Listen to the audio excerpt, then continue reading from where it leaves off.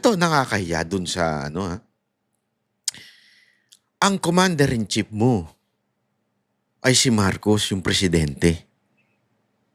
Tingnan mo ito ang commander-in-chief mo yung presidente. Hindi mo sinunod yung presidente na iboto yung alyansa. Di ba nakakahiya po yun? Di ba? Ah, eh, alam mo ibig sabihin lang nun? Ang ating uniform personnel ay ayaw. Ayaw po sa presidente na sumusunod na lang sila kasi yan ang nalalagay sa batas. Ibig sabihin, sa batas natin, commander-in-chief sa kanila si Marcos, but they don't like Marcos anymore. Ito, maganda ko kasi itong mga binitawan ni VP Sara Duterte tungkol po sa election fraud.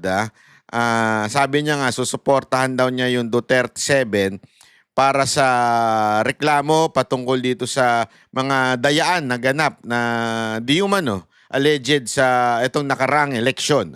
Pakinggan natin si VP Sara Duterte. Problema po sa ECM and overvoting. And this one was echoed by the PDP's notorious and casualty group, not for their political gain, but for transparency po in matigil na daw yung irregularities every election.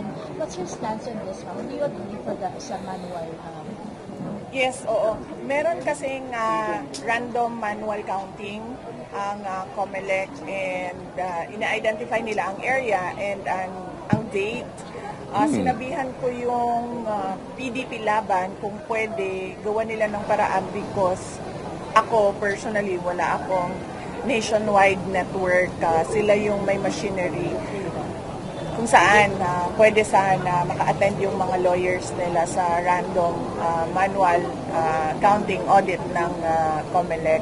But more than that, kung meron pa bang ibang nakikita yung PDP laban as a political party na nadehado yung kanilang mga kandidato, ay susuportahan ko yung mga questions nila. Because as a Filipino as well, gusto natin no na credible yung elections and it will reflect, the results will reflect the will of the people. So maganda ito. Alam mo BP, maganda talaga itong hakbang muna ito na pagdating po sa issue ng nakaraang eleksyon. Kaya nga 'di ba lagi pa ulit-ulit natin sinasabi, we are not for changing the winners. Hindi 'yon. Tapos na 'yan eh. Wala na, malabo na. 0% na. Okay? Sa tingin ko 0% na mapapalitan natin yung 12. Tanggap na ng mga lahat ng mga Duterte supporter yan. Malabo na. In our heart and mind, we know that the Duterte won. Kasi pag titingnan nyo yung naglalabasan from absentee voting, local, ibig sabihin ng local absentee voting, paliwanag lang natin kasi di ba may nakikita kayong ganon. Local absentee voting, ibig sabihin yan po yung mga pulis, sundalo, at yung mga teacher, media na sila po ay naka-duty during the election. So nagkakaroon sila ng sariling votation. Nauuna sila ahead of time. Para during the election itself, the day itself, May 12, hindi na sila boboto. Kasi nga, tapos na sila at magko-cover na sila, red alert ng PNP, ang mga sundalo. So ang tawag po dyan, local absentee voting. So ano ibig sabihin po nun? Karamihan dyan, marami dyan, uniform personnel. Karamihan. Iilan lang yung media, iilan lang din yung mga teacher. Karamihan dyan, talaga mga kapulisan at sundalo. Mga BJMP, lahat po yan. Karamihan po dyan. So, ano ibig ko sabihin? Ito yung mga sundalo ho, ito mga uniform personnel. Alam nyo, panalo ang Duterte doon. Plus Gringo and I think Kerubin. I'm not sure of 11 and 12. Basta I think yung dalawa yun eh. Pero panalo po ang Duterte. Mantakin mo. Kasi ni isa walang nanalo. Mantakin mo ni isa. Sandali nga, hanapin nga natin ito. Ito pala Local absentee voting, Bongo number 1, number 2 De La Rosa, number 3 Marcoleta, number 4 Jimmy Bondoc. Number 5, Lambino. Number 6, Rodriguez, Attorney Rodriguez. 7, si Hinlo. 8, si Salvador, Philip Salvador. 9, si Kerubin. 10, si Pastor Kibuloy. Number 11, si Honasan. At number 12 pala si Busita. Okay, so 11 and 12, Honasan and Busita as expected. Number 13 lang po si Doc Mata. Tapos number 14 si Senator Amy. So ibig ko lang sabihin mga kababayan, dito pala makikita mo na wala na. Wala na yung command. Ibig sabihin wala na yung power ng presidente. Kasi yung ultimong direct na tauhan niya. Amantakin mo, ikaw yung pinaka-head ng AFP. Ikaw ang head ng kapulisan. Ni isa sa kandidato mo, hindi pumasok sa top 12. Yung top 15, doon, pumasok si Lacson. Amantakin mo yun. Yung talagang bata mo, na si Erwin, top 19.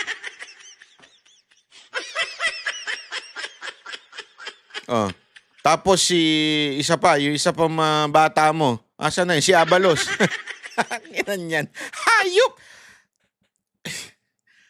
Abalos DILG secretary. Yan yung immediate superior ng kapulisan. Hindi binoto. Hayop. Hayop yan. Ang tindi, no? Ang lupit mo, Brad. Mas mababa ka pa kay Lito Lapid. Ang birang buhay, re. Diyan, it reflects so much of their trust and respect to the President, Bongbong Marcos. Hindi kaya nga alam mo, yung mga lumalabas, pati naman yung absentee voting naman yung sa OFW, ganyan din. Ganyan din po lumalabas. So ano ibig sabihin? Wala na talaga. Kaya nga nagtataka tayo. Although, again, ulitin natin for 100 times sa mga tatanga-tangang loyalistang vlogger. Hindi na natin habol na maproklama pa yung Duterte na maging senador. As a matter of fact, the Duterte 7 said, even if magkaroon ng manual counting at manalo tayo, they will not accept yung pagkapanalo nila. So clear na po yun. We are no longer talking about yung dapat ipanalo nyo na. Di ba? Hindi. Ang pinag-uusapan na lang natin dito ay simply lang, ayusin natin ang ating eleksyon before 2028. Dahil magkakayarian sa 2028. Maniwala kayo, pag ito nagpatuloy, mark my words right now, people of the earth in the Philippines. Mark my words, pag hindi nyo inayos itong COMELEC this time, 2028, it will be bloody cheating ang mangyayari. Madugong pandaraya ang mangyayari. Sigurado ako. Hindi papatalo si Speaker. Maniwala kayo sa akin. Yan ang taong hindi... Kasi tandaan ninyo, 3 taon pa lang, lulong na sila sa kapangyarihan. Lulong na sila sa lahat ng bagay. 3 taon pa lang. Etong 3 taong pang darating, mas lalo silang dadaos-dos doon sa kapangyarihan. Kasi tandaan ninyo, kaya nga ako, alam nyo, importante itong maunawaan eh. Sabi nga nila, if you want to destroy a person, give him success. Totoo yan. Kaya nga, hindi kayo nagtataka, mabait ang Panginoon. God is so good, di ba? Sabi nga nila, God is good. All the time, God is good, di ba? Kung God is good, and success is good, why God will not allow success to happen to every human beings? Isipin nyo mabuti yun. Bakit? Kasi nga po, simpleng-simple lang. God is preparing yung human doon sa success. Diba? Pine-prepare niya po ang tao sa success. Dahil surely, success will destroy a person. Pag ikaw yumaman na, pag ikaw nagkaroon ka na ng kapangyarihan at nasanay ka na dyan, ayaw mo nang i-give up yan. Hindi mo na bibitawan yan. Nandiyan ka na eh. Mayaman ka na. Feeling mo you can buy everything. You can you can buy congressman para pumirma. You can buy mga department head para payagan yung iyong mga may itim na balak. Kaya mo nang gawin. So hindi mo nabibitawan yan. Kaya nga, importante na ayusin po natin yung eleksyon. That's the only power that can bring down a greedy person. Maniwala kayo. Kaya nga, kung sinasabi natin paulit-ulit na election is a democracy, let's allow it to happen. Huwag nating tanggalin doon, huwag nating pabayaan na mawala na yung demokrasya sa Pilipinas. Paano? Pag na-rig na po yung election natin, pag pre-program na, sandali, kung ganyan naman din pala election, wag na tayo mangampanya. Bayaran na lang natin. Kasi, eto sinasabi ko nga sa inyo, di ba? May alok nga, may kwento-kwento nga. Nagkaalukan sa isang senador, di ko na lang papangalanan tong isang senador na ito. Senate candidate, senatorial candidate. Inalok siya eh. Gusto mo, ipanalo ka namin 400 million. Buti na lang itong mamang to, matindi paninindigan nito sa zero corruption. Hindi niya tinanggap. Yun na sana ang way out niya para maayos ang kanyang kalalagayan ngayon. Pero hindi niya tinanggap. Kasi nga, zero corruption, tas ikukurap niya itong COMELEC na to. O kung sino mang nagre-representa sa COMELEC. Mas mabuti pang kahit na matalo, pero ginawa niya yung tama. Kasi again, alam niyo mga kababayan, someone has to stand up against this issue pagdating po sa election. Huwag po natin itong bitawan ha. Kung si BP Sara nga Duterte, natuwa ako nung napakinggan ko ito eh. Dahil siya mismo, sabi niya, hindi, susuportahan ko ang panawagan ng Duterte 7. Okay, Bril Montalvo. Recently, VP, sabi ni Alianza Campaign Manager and Navotas Representative Toby Chanco na dahil umano sa conditional release ng mga proyekto na ipinasang budget, kaya sila nakapirma doon sa impeachment mo sa Congress. Any statement? Speechless. Well, kasi iba yung narinig ko. Ang narinig ko kasi 1.5 million cash and 6 million akap ang bayad sa pirma. Ayun. Alam mo, ganda nito si BP Sara Duterte. No? Pwede naman yung sakyan na lang yung sinasabi ni Tiangco. Pero sinabi, hindi kasi yan ang narinig ko. Narinig ko, 1.5 million cash pag pumirma at 6 million na akap. I mean, iaalat ka ng akap sa distrito mo o kaya during sa kampanya mo. Kasi tandaan ninyo, yung akap ay, tawag dito, exempted during the campaign. Tayo naman, taki mo, namimigay ka ng pera during the campaign, exempted ka. Di ba? Ang laking bagay niyan para sa isang kandidato, 6 million. So, talaga nga naman. Siguro, meron pang, hindi lang pala yun, meron pang pinangakong proyekto. Sabi ni Tiangco, may pinangakong proyekto. Pero gayon pa man, may statement si BP Sara dito tungkol dyan sa pinangakong Sa proyekto. impeachment.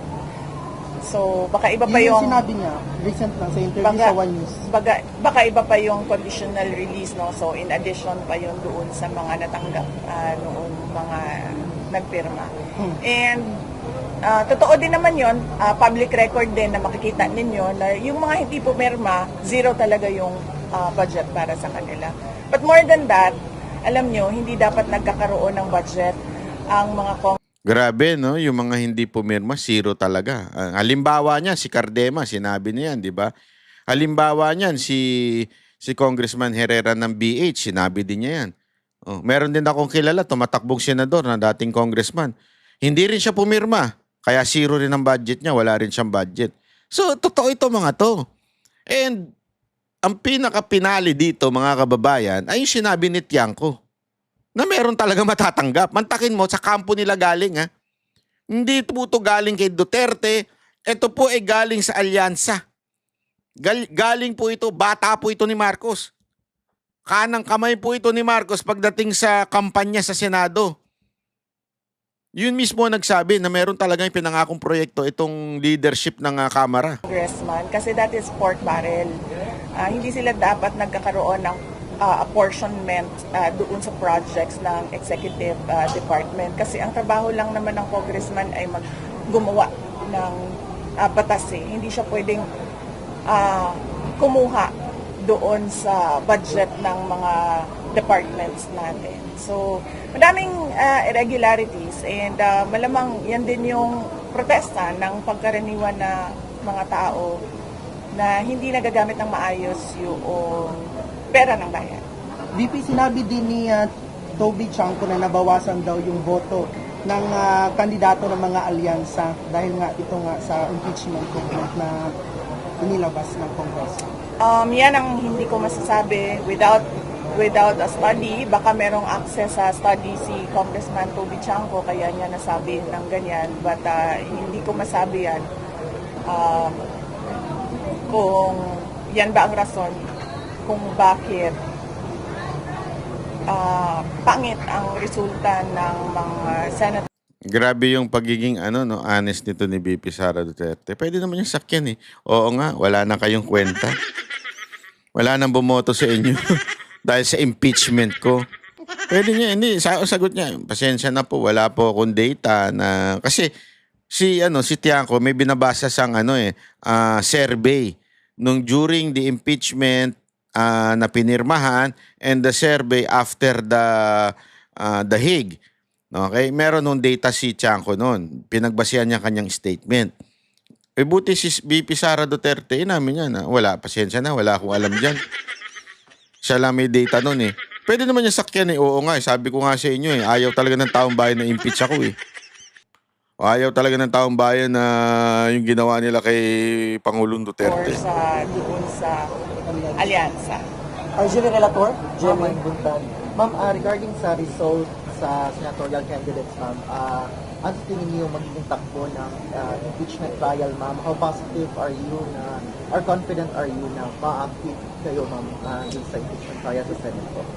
Wala akong expectations of acquittal or a verdict guilty. Basta sa akin lang ay tinanggap ko na kung ano yung magiging verdict. Whether guilty man yon or acquittal, I'm already at peace. At hindi ko alam kung paano boboto ang mga senators. If at all there will be a trial, I think it is wrong to start counting votes now because they haven't seen evidence yet. They haven't seen what the prosecutors have. They haven't seen what our defense is. So, parang mali siguro na magbilingan ng boto ng walang trial. Pero, ginagawa siya ng publiko. So, basta sa akin, tanggap ko kung anong mangyayari, anong magiging ending noong impeachment. Pero yung preparation po ng mga lawyers natin, kamusta po? Lawyers, okay naman sila. In full throttle na yung kanilang preparations for the impeachment, and of course they would not want a trial as lawyers. Alam naman natin ang galawan ng mga abogado, no? Marami silang mga paraan sa batas as a legal recourse for their clients. But sinabihan ko na rin talaga sila, really, I truly want a trial because I want a bloodbath talaga. Ma'am, we have Kyodo News, a Japan media base.